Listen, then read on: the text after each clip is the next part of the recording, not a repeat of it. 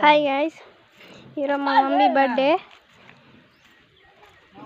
ఈరోజు అయితే birthday wishes చెప్పేయాలా వెళ్తున్నా పనికి.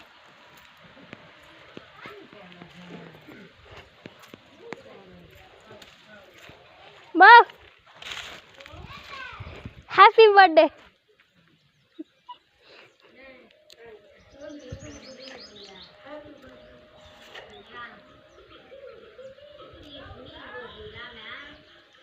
ఆనంద్ తినాలా.